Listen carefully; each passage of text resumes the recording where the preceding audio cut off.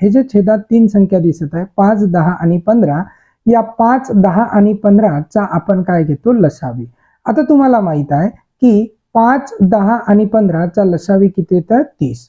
मग 5 पासून 30 कसे आले असा आपण विचार करायचा. तर 5 ला 6 ने गुणलं तर 30 येते.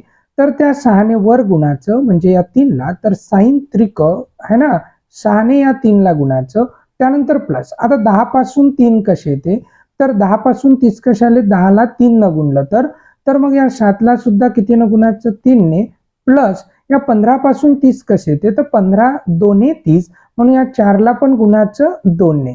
तर आता आपली या सर्वांचा काय करू आपण कॅल्क्युलेशन. तर साइन त्रिक होत आहे 18, प्लस 7 त्रिक होते 21, प्लस 4 दोन्ही होत आहे 8 अपॉन किती मग 30. मग या सर्वांची आता आपण काय करू बेरीज. आपलं उत्तर येईल 47/30.